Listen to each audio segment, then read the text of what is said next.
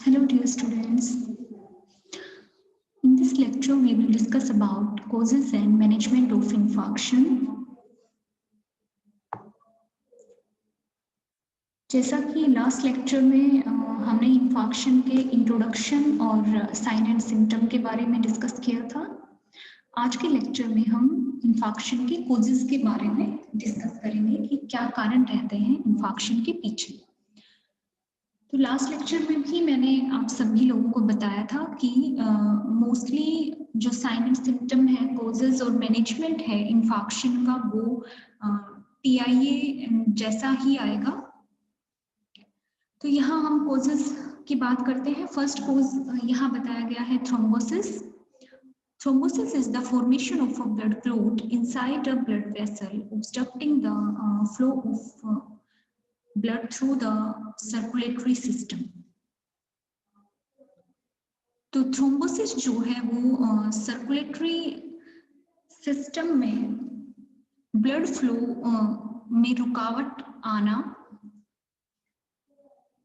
किस वजह से वो रुकावट आती है? वो रुकावट आती है अगर सर्कुलेटरी सिस्टम की ब्लड वेसल में किसी वजह से ब्लड क्लॉट बन जाते हैं, तो उसकी वजह से ब्लड फ्लो में रुकावट आना थ्रोम्बोसिस कहलाता है। और जो ब्लड क्लॉट होते हैं उनको थ्रोम्बोस कहा जाता है। When a blood vessel, a vein or an artery is injured, the body uses platelet and fibrin to form a blood clot to prevent blood loss. तो जब भी कोई ब्लड वेसल, इसमें ब्लड वेसल में when and artery दोनों ही include होती हैं, तो जब भी बॉडी में कोई ब्लड वेसल इंजर्ड हो जाता है या रप्चर हो जाता है, तो हमारी बॉडी प्लेटलेट और फाइब्रिन का यूज करके ब्लड क्लॉट बनाती है बॉडी से ब्लड की कमी को रोकने के लिए। Even when a blood vessel is not injured, blood clot may form in the body under certain condition. लेकिन कई बार ब्लड वेसल इंजर भी नहीं होती है, उसके बावजूद ब्लड वेसल्स में ब्लड क्लॉट बन जाते हैं अलग अलग कंडीशंस में। तो यहाँ हम कह सकते हैं कि हमारी बॉडी के पर्टिकुलर पार्ट की ब्लड वेसल में ही ब्लड क्लॉट का बनना थ्रोम्बस कहलाता है। यानी कि वो ब्लड क्लॉटिंग जो है उस बॉडी के पर्टिकुलर पार्ट में ही हुई है, उस बॉडी पार्ट की ब्लड वेसल में ही क्लॉटिंग हुई है, और वो क्लॉटिंग जो है वो ब्लड वेसल के रप्चर होने से या फिर फटने की वजह से जो ज्यादा ब्लड फ्लो हो रहा है उसको रोकने के लिए हमारी बॉडी कई बार क्लॉटिंग कर देती है, और कई बार अदर कंडीशन में भी ब्लड क्लॉटिंग हो सकती है। तो एक कॉज रहता है थ्रोम्बस। दूसरा है एम्बोलाई कहा जाता है। दूसरा जो कॉज है एम्बोलाई। तो एम्बोलाई की वजह से जो ब्लड फ्लो में रुकावट आती है उसको एम्बोलिज्म के नाम से जाना जाता है। An embolism is the lodging of an embolus, a blockage causing piece of material inside a blood vessel. The embolus may be a blood clot, thrombus, a fat, global fat embolism, a bubble of air, and other gas embolism or foreign material. An embolism can cause partial or total blockage of blood flow in the affected vessel. तो embolism उस condition को कहा जाता है कि जब blood vessel में body के किसी दूसरे पार्ट से कोई ब्लड क्लॉट जो है वो ब्लड फ्लो के साथ आता हुआ जो है वो किसी दूसरे पार्ट में ब्लॉकेज कर देता है। ठीक है, तो उस कंडीशन को एम्बोलिज्म कहा जाता है। और जो ब्लड क्लॉट होता है उसको एम्बोलाई के नाम से जाना जाता है, या एम्बुलस भी कहते हैं। एम्बुलस या एम्बोलाई कहा जाता है उस ब्लड क्लॉट को। तो यहाँ डिफरेंस जो है वो थ्रोम्बस और एम्बोलिज्म में मेन डिफरेंस जो है वो आपका यही है कि जो थ्रोम्बस है वो उस पर्टिकुलर बॉडी पार्ट के ब्लड वेसल में ही बनता है, और जो एम्बोलाई है वो उस पर्टिकुलर बॉडी पार्ट के ब्लड वेसल में ना बनकर किसी दूसरे बॉडी पार्ट के ब्लड वेसल में बनता है वो क्लोट, और वो क्लोट जो है ब्लड के साथ मूव करता हुआ किसी दूसरे बॉडी पार्ट में पहुंचकर वहां क्लोटिंग कर देता है और वहां ब्लड को बहने से रोक देता है। तो इस कंडीशन को एम्बोलिज्म कहा जाता है। जो एम्बुलेंस है वो कई तरह के हो सकते हैं, ब्लड क्लोट हो सकते हैं जिनको थ्रोम्बस कहा जाता है, ब्लड क्लोट की वजह से हो सकती है। दूसरा जो है फैट एम्बोलिज्म भी हो सकता है, यानी कि कोलेस्ट्रॉल के क्लोट बन गए हों व्यक्ति के शरीर में। गैस की एम्बोलिज्म भी हो सकती है, या फिर एयर्स के बबल बन सकते हैं, या कोई दूसरा फॉरेन मटेरियल भी हो सकता है जो कि ब्लड वेसल में रुकावट ला सकता है। तो एम्बोलिज्म की जो कंडीशन है या एम्बोलाई किसी भी ब्लड वेसल में पार्शियल ब्लॉकेज भी कर सकती है और पूरी तरह से उस ब्लड वेसल को ब्लॉक भी कर सकती है। Such a blockage may affect a part of the body distant from the origin of the embolus. An embolism in which the embolus is a piece of thrombus is called a thromboembolism. तो यहाँ पर मैंने ये बात आपको पहले ही बता दी है कि जो ओरिजिन है एम्बुलस का या एम्बुलाई का, वो अफेक्टेड पार्ट ना होके बॉडी का कोई दूसरा पार्ट होता है जहां एम्बुलस बना होता है, और एम्बुलस मूव करता हुआ किसी दूसरे पार्ट को जाके, दूसरे पार्ट की ब्लड वेसल को जाके ब्लॉक कर देता है। तो अगर एम्बोलिज्म की कंडीशन जो है थ्रोम्बस की वजह से हुई है, यानी ब्लड क्लॉट की वजह से हुई है, तो उसको थ्रोम्बो एम्बोलिज्म के नाम से जाना जाता है।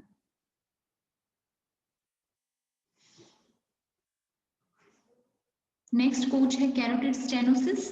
तो carotid stenosis is a narrowing of the carotid arteries, the two major arteries that carry oxygen-rich blood from the heart to the brain. Carotid stenosis एक ऐसी कंडीशन है जिसमें कि हार्ट की दो मेजर जो आर्टरीज होती हैं जो कि हार्ट से ब्रेन तक ब्लड को लेके जाती हैं और ब्लड के साथ ऑक्सीजन को कैरी करती हैं, उन मेन दो आर्टरीज जिनको कैरोटिड आर्टरीज के नाम से जाना जाता है, उनमें ब्लड फ्लो में रुकावट आ जाती है, उनका ब्लड फ्लो कम हो जाता है। तो इस कंडीशन को कैरोटिड स्टेनोसिस के नाम से जाना जाता है। इसका दूसरा नाम कैरोटिड आर्टरी डिजीज भी है, इसको कैरोटिड आर्टरी डिजीज के नाम से भी जाना जाता है। Carotid stenosis is caused by a buildup of plaque atherosclerosis inside the artery wall that reduce blood flow to the brain.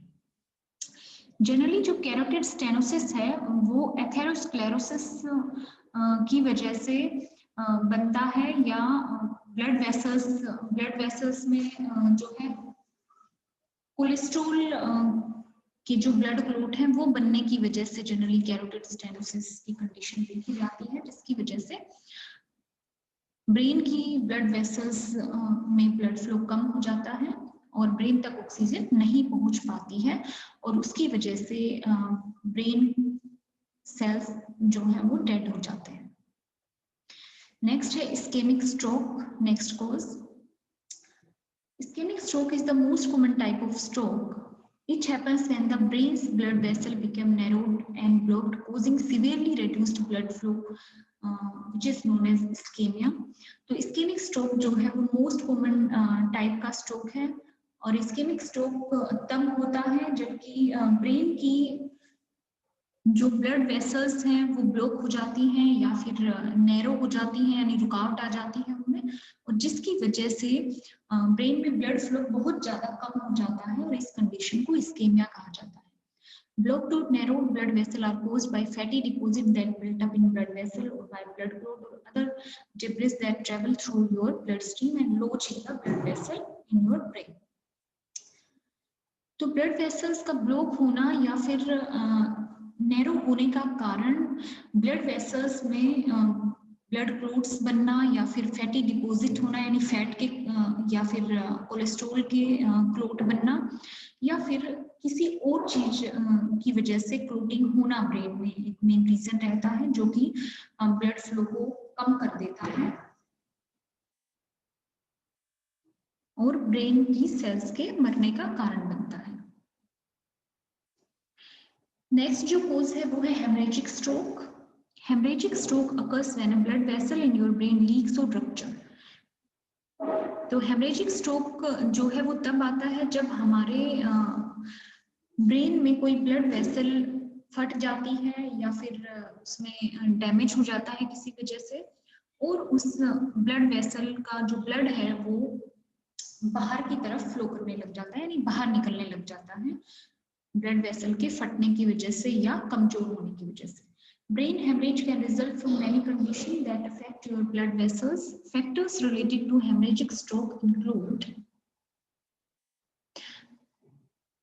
Brain haemorrhage बहुत सारी कंडीशंस की वजह से हो सकता है जो कि व्यक्ति की ब्रेन की ब्लड वेसल्स को बहुत ज्यादा इफेक्ट करता है। यहाँ कुछ एक फैक्टर दिए गए हैं जिनकी वजह से हेमरेजिक स्ट्रोक व्यक्ति को हो सकता है, या सिंपल भाषा में हम कहें कि ब्रेन की नस फटना जिसको हम कहते हैं, तो वो इन कारणों से हो सकता है। पहला जो फैक्टर है अनकंट्रोल्ड हाई ब्लड प्रेशर, यानी कि हाई बीपी किसी भी व्यक्ति का है और कंट्रोल में नहीं है। Over treatment with blood thinners anticoagulant, यानी अगर व्यक्ति जो है ब्लड थिनर्स या एंटीकोगुलेंट जिनको कहा जाता है, ब्लड थिनर सिंपल लैंग्वेज में कहते हैं इनको, अगर ये बहुत ज्यादा डोज में ले लिया जाए या बिना डॉक्टर की सलाह के अपने आप ही ओवर ट्रीटमेंट कर लिया जाए, ओवर डोज ले लिया जाए इनका, वो भी एक कारण बनता है हेमरेजिक स्ट्रोक का। bulges at weak spot in your blood vessel wall, न्यूरेस्मस, तो ब्लड वेसल की जो दीवारें हैं उनमें कहीं ना कहीं वीक स्पॉट्स होना, और वीक स्पॉट की वजह से बल्जेस बन जाना, ब्लड वेसल में कहीं कहीं वीक स्पॉट्स का होना, इस कंडीशन को न्यूमेरिस्मस के नाम से जाना जाता है। नेक्स्ट है ट्रोमा, जैसे कि कार एक्सीडेंट वगैरह अगर किसी व्यक्ति का हो गया हो तो उसकी वजह से भी कई बार हेमरेजिक स्ट्रोक या ब्रेन हेमरेज व्यक्ति को हो सकता है। प्रोटीन डिपॉजिट अगर ब्लड वेसल्स में हो गए हैं और प्रोटीन डिपॉजिट होने की वजह से ब्लड वेसल की जो दीवारें हैं वो कमजोर हो गई हैं, इस कंडीशन को सेरेब्रल एमिलॉइड एंजियोपैथी के नाम से जाना जाता है। जब ब्लड वेसल में प्रोटीन डिपॉजिट हो जाता है या प्रोटीन इकट्ठा होता रहता है, उसकी वजह से प्रोटीन के एक ही जगह पर इकट्ठा होने की वजह से ब्लड वेसल्स कमजोर हो जाती हैं, ये भी एक कारण बनती है ब्रेन हेमरेज का या हेमरेजिक स्ट्रोक का। नेक्स्ट है ischaemic stroke leading to haemorrhage, कि इस्केमिक स्ट्रोक व्यक्ति को हो गया है, यानी ब्लड क्लोटिंग वहां हो गई है और ब्लड फ्लो ठीक से नहीं हो पा रहा है, ब्लड एक जगह पे आके रुक रहा है, तो उसकी वजह से क्या होगा, ब्लड प्रेशर बढ़ जाएगा व्यक्ति का और उसकी वजह से ब्रेन हेमरेज हो सकता है। नेक्स्ट कॉज है arteriovenous malformation. A less common cause of bleeding in the brain is the rupture of an abnormal tangle of thin-walled blood vessel. तो कई बार क्या होता है, ब्लड वेसल की दीवारें कहीं कहीं से पतली होती हैं और जहां से ज्यादा पतली होती हैं ब्लड वेसल की दीवारें, वहां पर ब्लड वेसल के रप्चर होने के या फटने के चांस ज्यादा रहते हैं और ब्लड वेसल के फटने से ब्लीडिंग होने लग जाती है व्यक्ति के ब्रेन में ब्लड वेसल्स से बाहर की तरफ, तो इस कंडीशन को आर्टेरियोवेनस मालफॉर्मेशन कहा जाता है। नेक्स्ट कॉज है ए ट्रांजिएंट इस्केमिक अटैक और TIA, sometime known as mini stroke, is a temporary period of symptoms similar to those you have had in a stroke. तो ट्रांजिएंट इस्केमिक अटैक अगर किसी व्यक्ति को हुआ है तो वो भी एक कारण बनता है व्यक्ति को इंफेक्शन होने का या ब्रेन स्ट्रोक होने का। TIA को मिनी स्ट्रोक के नाम से जाना जाता है और इसके सिम्टम एकदम ब्रेन स्ट्रोक के इंफेक्शन जैसे ही होते हैं।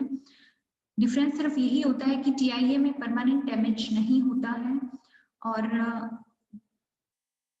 TIA में ब्रेन की ब्लड वेसल्स में ब्लड जो है बहुत ही थोड़े समय के लिए या टेम्परेरी रूप में कम होता है, जो कि कुछ मिनट या कुछ घंटों के बाद नॉर्मल फ्लो में आ जाता है। नेक्स्ट है रिस्क फैक्टर्स, तो रिस्क फैक्टर की हम बात करेंगे, कौन कौन से रिस्क फैक्टर रहते हैं। तो रिस्क फैक्टर में है लाइफस्टाइल रिस्क फैक्टर, यानी लाइफस्टाइल अगर बहुत ज्यादा सिडेंटरी है किसी व्यक्ति की तो वो एक कारण बनता है। ओवरवेट होना या फिर मोटापा होना, फिजिकल इनएक्टिविटी होना, फिजिकली एक्टिव नहीं है, पूरे दिन सिर्फ बैठे रहते हैं, कुछ भी फिजिकल एक्टिविटी नहीं कर रहे हैं अगर, तो उनको भी ज्यादा रिस्क रहता है। हैवी और बिंज ड्रिंकिंग, अगर कोई व्यक्ति अल्कोहल ज्यादा पीता है, use of illegal drugs such as cocaine and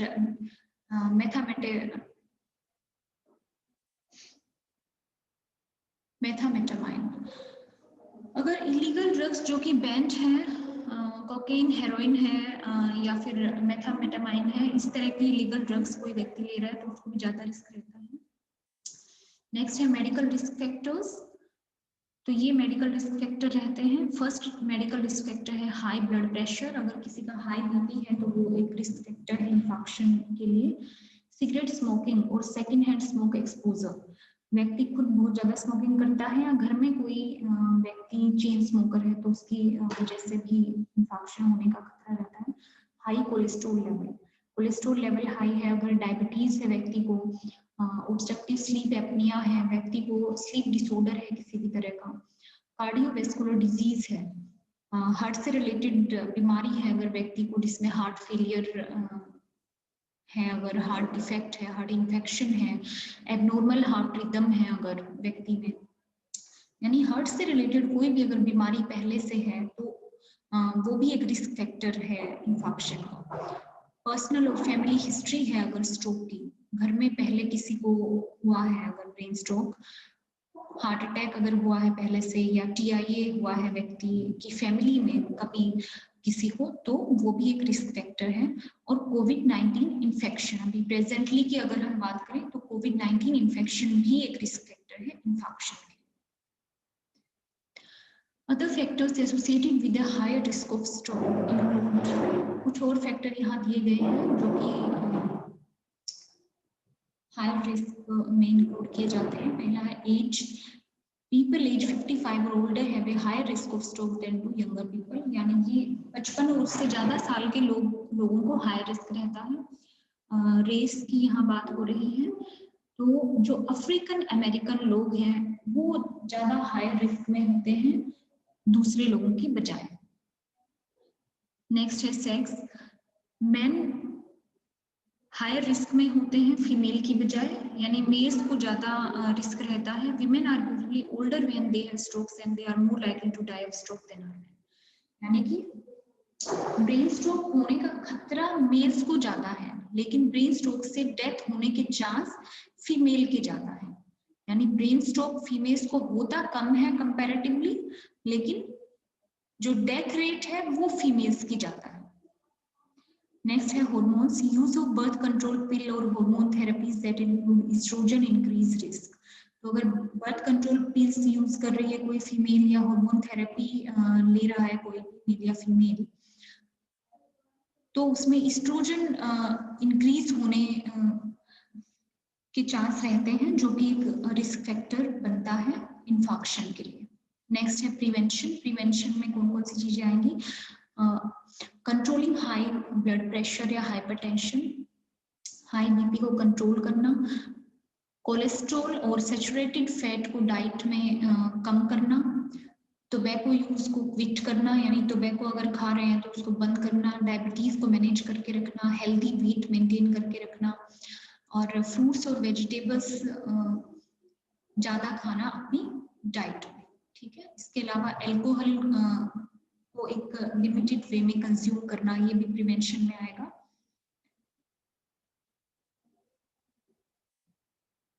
exercising regularly,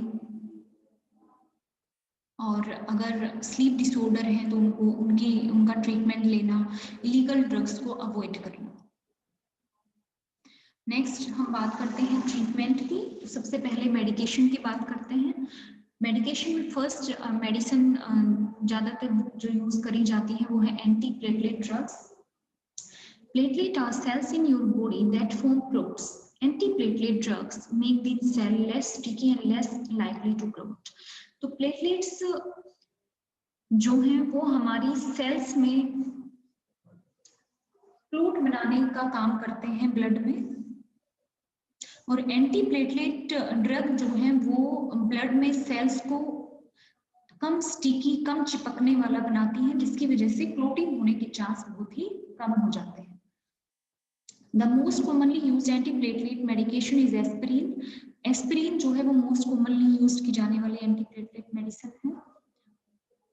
aspirin अगर कोई व्यक्ति ले रहा है तो उसको प्रॉपर डॉक्टर की गाइडेंस की जरूरत होती है, और कितना राइट डोज में एस्पिरिन लेना है डॉक्टर की कंसल्ट करके ही लेना चाहिए। नेक्स्ट है anticoagulants. Anticoagulant drugs reduce blood clotting. Heparin is fast acting and may be used short term in the hospital. तो एंटीकोगुलेंट्स जो है इनको ब्लड थिनर्स के नाम से भी जाना जाता है। ये हमारे ब्लड को पतला कर देते हैं, जिसकी वजह से क्लोटिंग होने के चांस कम हो जाते हैं। हेपरिन एक एंटीकोगुलेंट का नाम है जो कि बहुत जल्दी एक्ट करती है, बहुत जल्दी असर दिखाती है, और एक शॉर्ट टर्म ट्रीटमेंट के रूप में हॉस्पिटल तक पहुंचाने के लिए यूज की जा सकती है। स्लो एक्टिंग वारफेरिन में be used over a longer term. तो यहाँ वारफेरिन भी एक एंटीकोगुलेंट है, इसको लंबे समय तक अगर यूज करना है तो वारफेरिन का यूज जो है वो ज्यादातर जो न्यूरोलॉजिस्ट हैं वो करते हैं। लेकिन एंटीकोगुलेंट भी अगर कोई व्यक्ति ले रहा है तो उसको प्रॉपर डॉक्टर की गाइडेंस में ही लेना चाहिए, ताकि डॉक्टर जो है वो उसको प्रॉपर डोज दे सके और साइड इफेक्ट वगैरह जो है उनके प्रॉपर स्टडी कर सके। इसके अलावा अगर एंटीकोगुलेंट कोई व्यक्ति ले रहा है तो उसको रेगुलर ब्लड टेस्ट भी करवाते रहना चाहिए वारफेरिन के इफेक्ट को मॉनिटर करने के लिए। इन दो के अलावा भी और कई सारी ब्लड थिनिंग मेडिसिन हैं जो अवेलेबल होती हैं, जो कि ब्रेन स्ट्रोक या इन्फेक्शन के ट्रीटमेंट में दी जाती है। नेक्स्ट जो ट्रीटमेंट है वो है सर्जरी। सर्जरी में आती है angioplasty, stenting and carotid endarterectomy. Next है थेरेपी। तो कुछ थेरेपीज भी यूज की जाती है इन्फेक्शन के मैनेजमेंट के लिए। तो पहली जो थेरेपी यहाँ दी हुई है tissue plasminogen activator therapy. In tissue plasminogen activator therapy, protein involved in the breakdown of blood clots. तो इस थेरेपी में जिसका नाम टिश्यू प्लाज्मिनोगन एक्टिवेटर थेरेपी है, इसमें प्रोटीन का यूज ब्लड क्लोट्स को ब्रेक डाउन करने के लिए किया जाता है। नेक्स्ट थेरेपी है फिजिकल थेरेपी। फिजिकल थेरेपी व्यक्ति को अगर ब्रेन स्ट्रोक या इन्फेक्शन होने की वजह से व्यक्ति की फिजिकल एक्टिविटी में कमी आ गई है, या नंबनेस या सुनपन आ गया है उसके शरीर के किसी हिस्से में, या फिर पैरालिसिस हो गया है, तो वहां पर फिजिकल थेरेपी दी जाती है ताकि वो अपने जो भी